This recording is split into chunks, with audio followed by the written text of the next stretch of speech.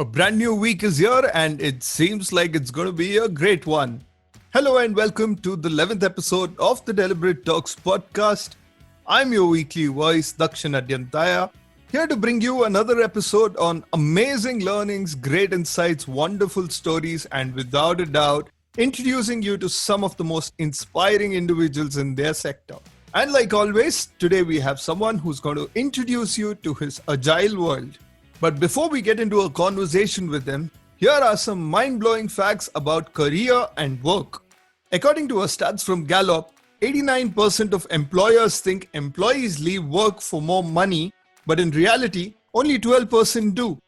A survey from Stack Overflow suggests that a job listing which included salary range got 75% more clicks than a job listing that didn't.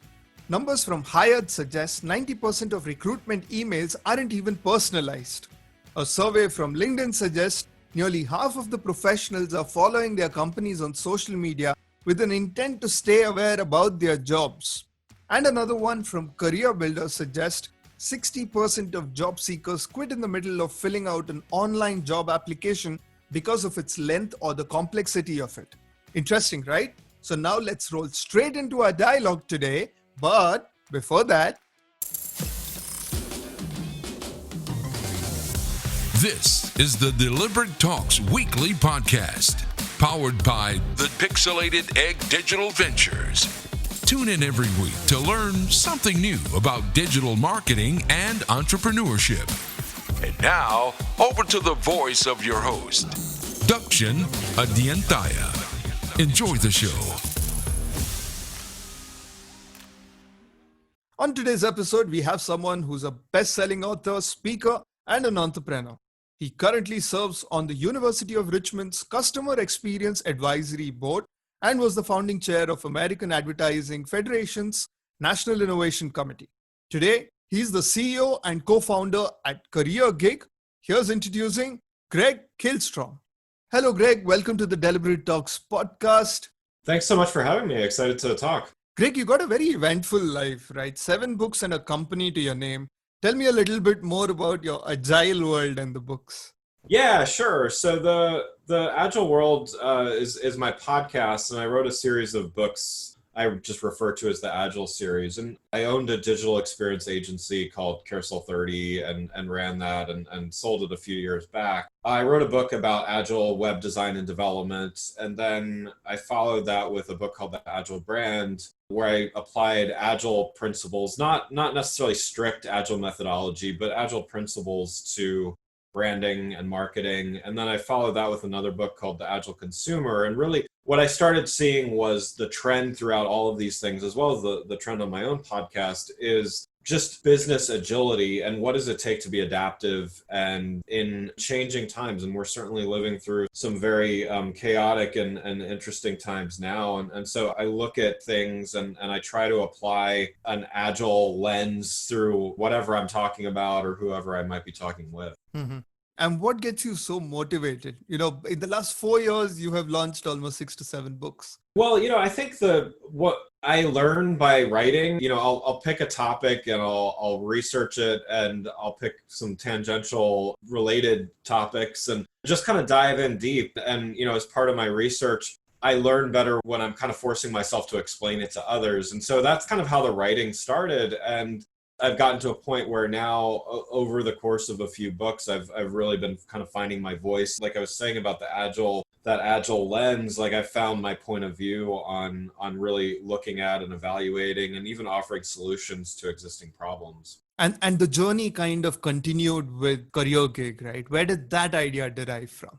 So I've been working on a few different ideas for a little while. So after I sold my marketing agency, I took some time to really try to better understand what was going on in the overall economy and workforce.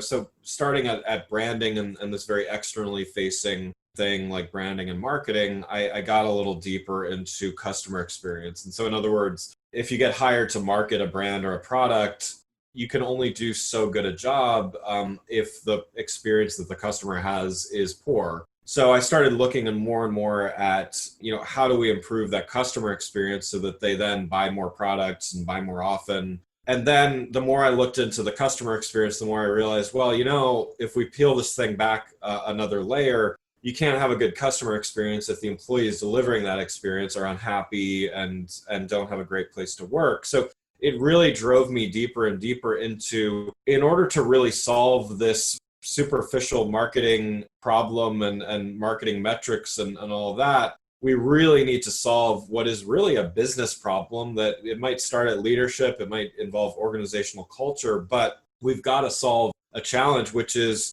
employees and the nature of work is changing, and the companies that embrace that are going to be successful. And so, to make a long, relatively long story short, Career Gig solves a problem in that the gig economy, which really kind of grew out of 2009, the financial crisis happening then, solved some problems that gave people flexibility to work, but it also left a lot to be desired, because you have a lot of people that now, yes, they're on their own and they have some flexibility to work when they want, but they don't have a lot of their other needs being met. And so Career Gig was really created to not only find and connect freelancers and gig employees with jobs, but also give them things like health and retirement and other types of benefits where we can really take care of their entire life versus a full-time job, a salary. You get a salary, you get retirement, you get all these other kind of perks. Those freelancers and gig economy workers really didn't have that. Very cool. Just a thought, Greg. A business like this is definitely a need of the hour, be it for the companies or for the freelancers. And a situation like a lockdown, do you think it would have been better if you would have started it post the lockdown? Yeah, I mean, a number of people that I know, thought I was crazy when I said I was launching a new company in the midst of, COVID-19 and all this stuff. But at the same time, to what you're saying, it's actually the perfect time to launch something that helps a bunch of, wherever you are, there's a lot of people that have gotten laid off or furloughed or fired, or were already looking for work and are now unable to find it. And so, anything that we can do to help that. I mean, here in the United States, like healthcare is a continuing issue. We've made some progress on some fronts, but still independent workers, it's not a given that you get access to good healthcare. And so, we're solving that. We're solving other longer term problems like disability and life insurance and all that as well. And, I think the bigger trend was, here in the US, the freelance economy really, I think at its lowest point, it was in the late 70s, it was about 7% of the US workforce was self-employed, as using that definition. We're up to about 35, 36% pre-COVID, and it was already projected to be about 50% of the workforce by about 2027. I believe that COVID has accelerated that, and that those numbers might even be, that might be more than 50% now in 2027. And I think it's not that different elsewhere around the world. Anywhere that's been affected by this, companies have been laying people off, and there's a lot of people looking for work. And I think given that the freelance economy was already growing, this is really just tapping into a trend that was already there. You touched upon the part of health benefits. Now, whenever someone speaks to me about freelancing, I normally point out the two downsides of it. One being the fact that you can't avail benefits that an organization would otherwise offer you. And the second one is the frequency of payment. You're not sure when the company would pay you. You offer health benefits for freelancers, and that's a new.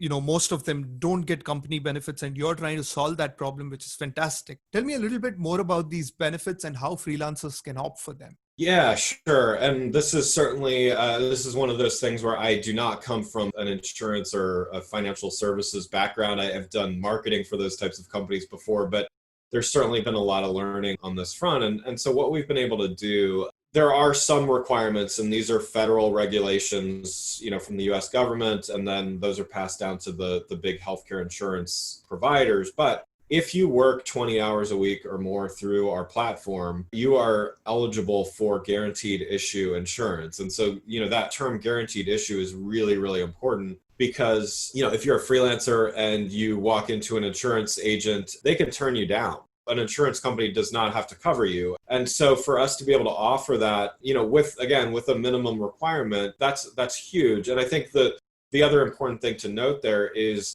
that's working 20 hours a week. It could be across 20 different companies. So in other words, you could work 1 hour, 1 hour a week for 20 different companies, pull all those hours together and qualify for insurance. Otherwise, you would have to work full time for a company in order to get the same types of benefit. And then on top of that, we're pulling together all of the freelancers on our platform and able to give discounts, much like companies get discounts on insurance. If they have 100 or more employees, they get better rates than if they have 50 employees. We're able to pool all our freelancers together, get even better rates. And that gets better and better the more we grow as well. Right. And that's definitely a plus for everyone.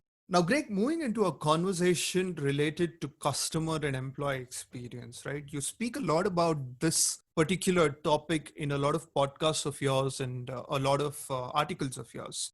Tell me, how do you go about really successfully executing and achieving a good customer and employee experience? Yeah, so I wrote a book called The Center of Experience that really dives into this and actually offers a methodology of how to create it within an organization. And the premise of that is I refer to it as brand experience. So brand experience is really the sum of every touch point that your brand has with any audience. And so that could be external audiences like customers or even, the general public. That could be internal audiences, which might be employees or even partners or things like that. So brand experience is really the sum of both of those things. And you can't have brand experience if you only focus on one. And I think this is where, in my marketing background, I saw a lot of focus on making things sound good and look good. But the companies that were truly successful really thought about it from the standpoint even of the employee delivering the service at the beginning. And I think the most successful companies, they have a mission that everyone understands,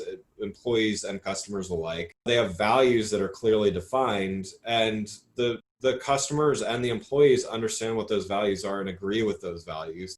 And when they can do that, they have this true, it's a holistic brand experience. And there's a lot of details that go into that. It's not all just words and feelings. There's process, there's governance over how things are measured and how they're updated and operationalized. So there's a lot of process that goes in, and my book, The Center of Experience, goes into detail about some ideas and ways to implement that. But I think the other, last thing to say about it is that it's very intentional. It's not something, you look at brands and say, oh, wow, well, I'll never be a Nike or an Apple or whatever, because they must have lucked into having such a strong brand or culture or whatever. No, they took lots of steps and were very deliberate about what they did to really build those cultures and those brands. Absolutely. And now that you're talking about culture, what do you think are the essentials for a successful company culture? I think first, it needs to be clearly defined what your goals are and, how you define culture. I think another thing that when I was researching my book, The Center of Experience, I came across several different methodologies of how to even measure company culture. And one that really resonated with me and that I use as an example in the book is it's called the Competing Values Framework. And the premise of it is company culture is not monolithic. It is not one thing. You can't always be one thing all the time, but it's more a combination of things, and it's really the quantity of different aspects. So there's teamwork and collaboration in one quadrant, let's say. There's creativity and innovation in another quadrant. There's the sales and market-driven component of the company. So are we growing? Are we beating our competitors? And then there's the operational and the organizational, the hierarchical components of, do we have processes in place? Is it repeatable? Is it scalable? And so no one company should be only one of those things. It's really a combination of those. And it's also, you'll see that a lot of startups will be very team-oriented and collaborative, as well as very creative and innovative when they start. But once they get more mature, they get more market-driven and sales-driven, as well as more organizational and process-driven. And so it's almost like, if you visualize a quadrant, it's almost like gravity takes over and they get very sales and process-driven, and they lose their creativity and their team culture. And so the balance is really trying to find that balance and landing somewhere within that quadrant and making sure everyone's aligned. That's what everyone wants, as well as what leadership needs. And where does technology come into the picture here? How is technological developments building a great training and development system for an employee experience or a customer experience? Technology, it's playing a bigger and bigger role. I mean, particularly, even things like the move to remote work. But, technology has always played a role in measurement of these things. And I think we're getting better and better at measuring even the less quantitative. You can measure if someone shows up for work, but do they enjoy their work? Are they getting satisfaction out of it? Are they going to leave? Like, we're getting better and better at measuring the qualitative things as well. So, I mean, technology will always play a role there. But the employee experience as well as the customer experience, but I mean, the employee experience depends so much on technology now. And that's everything from, the devices that they use. Can they bring their phone from home or their laptop or, tablet device from home that they're used to using? Can they use applications that they're comfortable with using instead of some new thing that they have to learn just to work with? And I think this concept, like bring your own device, it's a whole, subset of the employee experience. It's getting more and more important that companies really embrace productivity out of our employees. Let's make sure that they achieve our goals, but also let's think about the technology that they're using and the platforms that we make them use and just make that as seamless and feel as much like home almost as possible. Right. And just speaking about technological advancements, let's talk about virtual reality. How are companies integrating virtual reality with training and development systems? And how are they adapting to this form of technology? From my experience, it's a bit of a slower moving thing than you might imagine. I mean, part of me actually was expecting more VR and AR and some of these other technologies to take off even more quickly within the COVID environment. But I think there are companies that are making strides in those areas, but I think that's a technology whose time is still yet to come, but it's something that it's when it's going to happen. It's not if it's going to happen anymore. I think it's already being used in training. It's being used very successfully in training. When it is being used, it's not quite ubiquitous. I think the price point hasn't quite gotten to the middle market where it can really take off. And so, you see some really interesting examples. I mean, everything from like KFC training their fry cooks in a virtual environment to, much more sophisticated technical training and all that. So you see some great examples of this happening.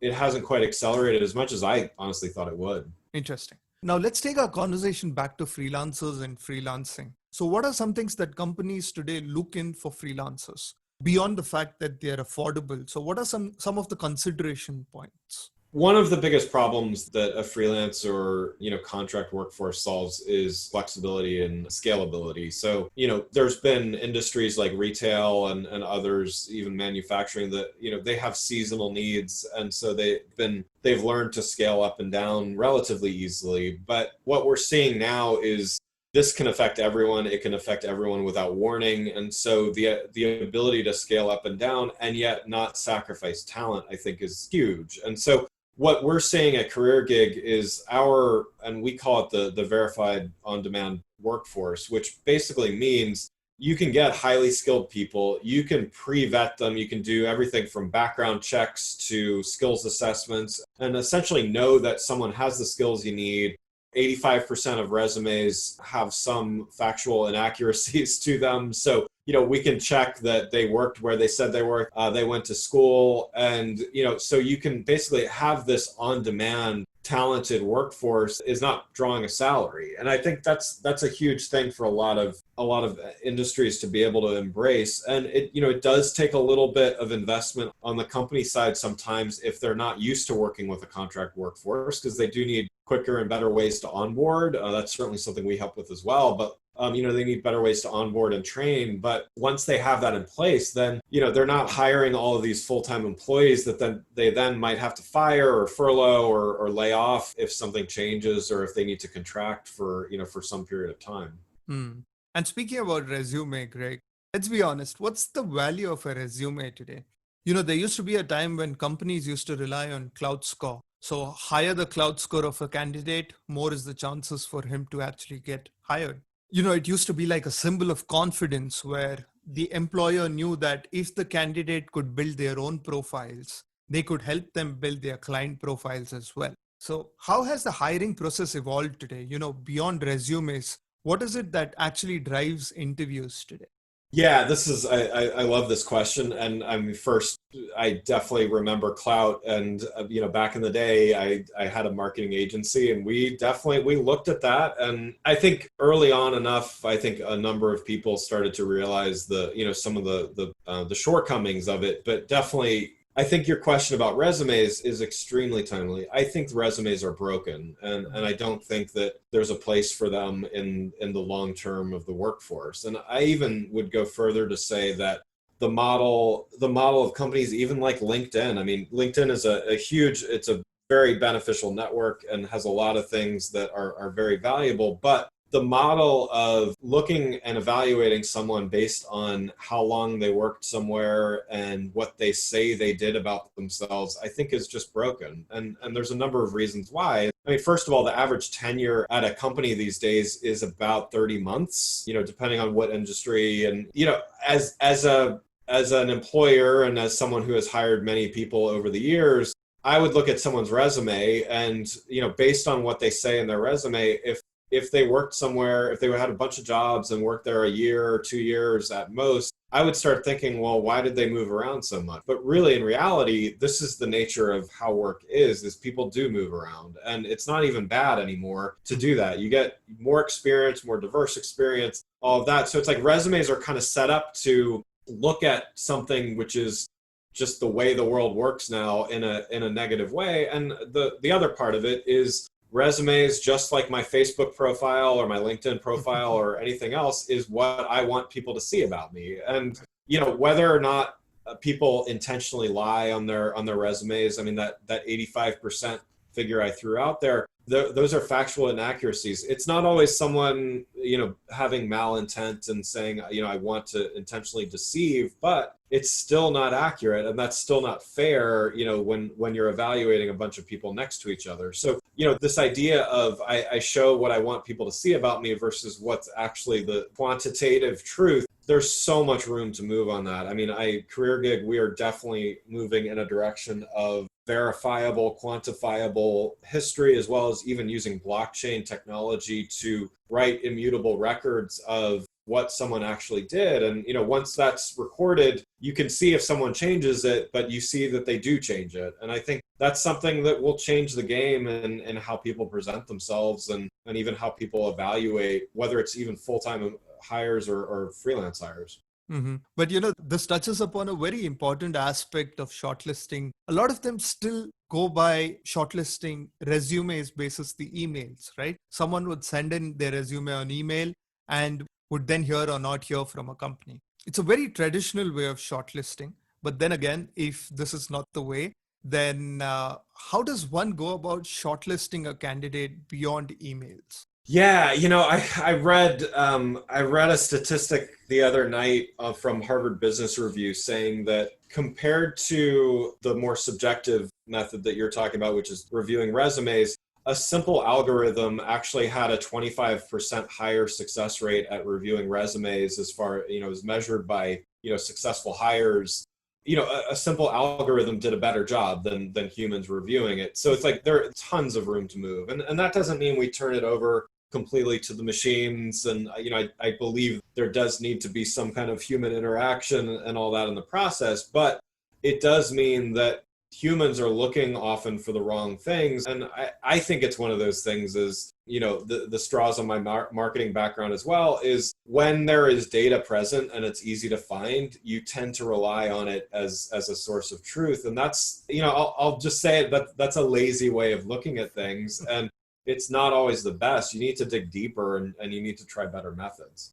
And where does the stats lie when it comes to the most demanding jobs, especially during COVID? What do you think are the most demanded profiles today when it comes to jobs? We're seeing a lot on the healthcare side of things. I mean, there's obviously, this is directly related to COVID-19, just the huge demand in that entire industry, whether you're talking about frontline healthcare workers or pharmaceutical and things like that. I think technology is always going to be in demand as well, and we'll kind of see from there. I mean, we've seen certainly a decrease in retail and hospitality, and some of that is lockdown related, and those will surely ramp up. It's sorely needed for them to to get back to business and as usual. But right now we're seeing healthcare and technology as really the biggest drivers of jobs and growth. Very interesting.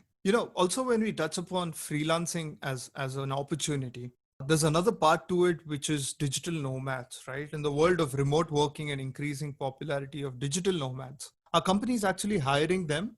And if yes, because it's remote working, what are some of the things that should be considered for both parties and put on paper when they associate? Yeah, I think some of that depends on the nature of the work being done. I think there's when it becomes very sensitive work, I think there needs to be a lot more due diligence on hiring the person. So, that's something where there's a lot of freelance platforms out there that it's really easy to hire someone from wherever, and it's not necessarily you need to hire them from a specific place. It's more cost driven.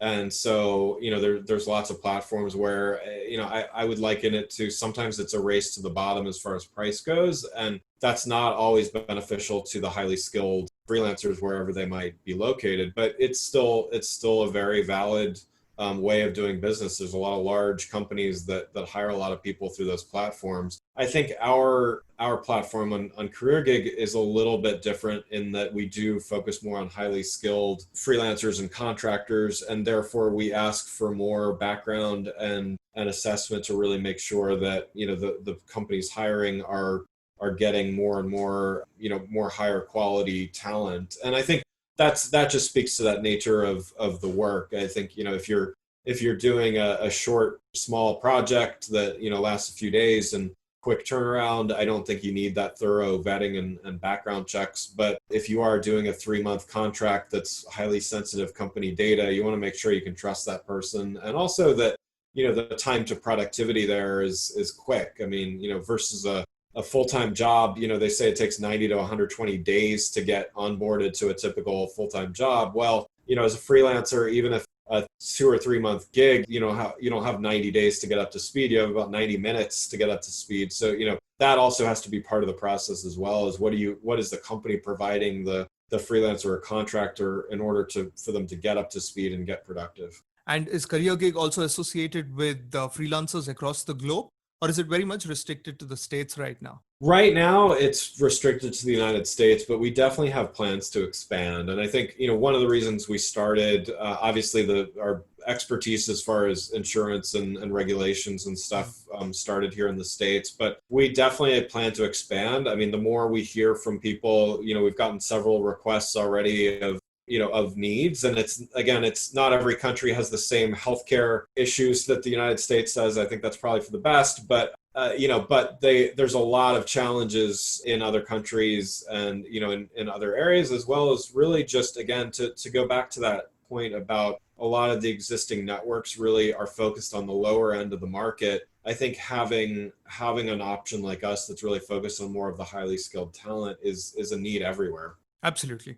But one curious question, Greg, when you get freelancers under one roof, how do you go about building a seamless workforce with these freelancers? And more importantly, build a loyal team of freelancers working together? I think the best way to do that is to kind of, based on what I was saying earlier, to make sure that you have an easy way to vet and make sure, first of all, that you're hiring the right people and that they know what they're doing. I mean, that's kind of the baseline, but you'd be surprised at some of the people on some of these platform sites out there that you can hire, and their rating system, their 5-star rating systems, you can game those. If you get a bad rating, you can shut down your profile and start a new one. So, there's getting someone that knows what they're doing, is really key to start. But also on the company side, you really need to have a culture and an infrastructure that supports people working not only remotely, because many companies have been forced to put this in place, but also just not full time.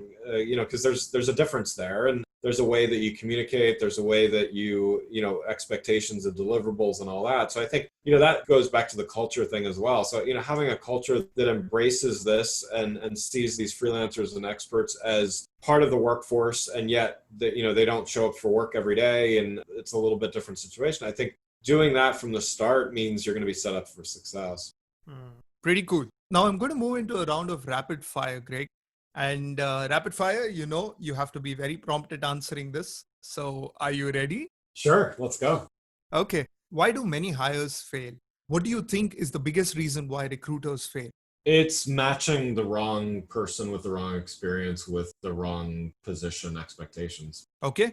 Some of the companies you think who execute a great example of customer and employee experience. Sure, I think Southwest Airlines does a great job. I think Marriott Hotels does a great job. Say those would be two examples.